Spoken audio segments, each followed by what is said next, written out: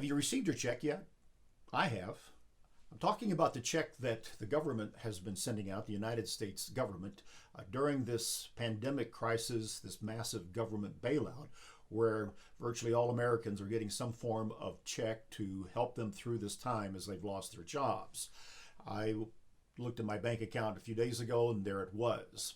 And so I know a lot of people will be benefited by that. They've lost jobs, they have been furloughed, short hours, and expenses keep mounting up. And it'll be a bit of a help for a lot of people. But I think that it brings us to a question, and that is a larger question that we're all asking: what have we learned during this time of pandemic, the quarantine, and all that we have been through?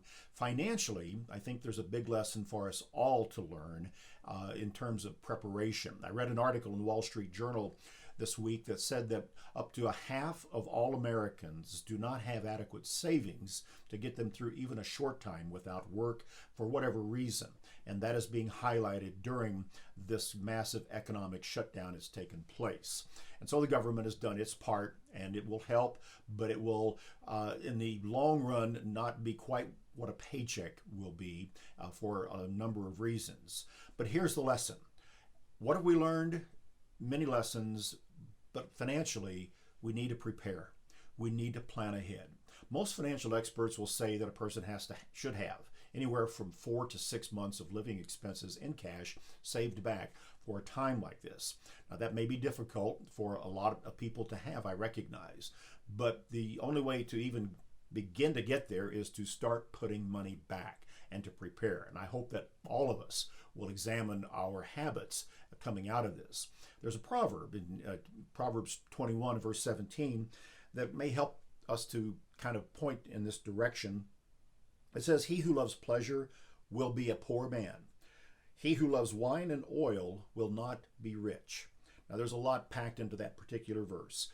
We all like to have a movie out, go to a concert, spend on a nice trip or whatever it might be. But if we do that without laying aside money, in a sense, paying ourselves first, then poverty is going to be there, especially when something unexpected happens. To love wine and oil by itself is not wrong, but if we spend on luxuries, on pleasures, without first taking care of ourselves, paying ourselves, laying some money back, and planning for the future like this, then it says that we will not be rich.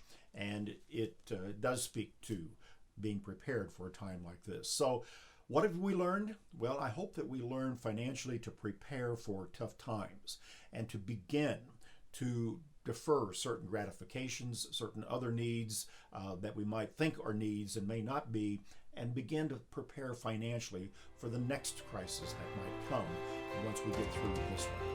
That's BT Daily. Join us next time.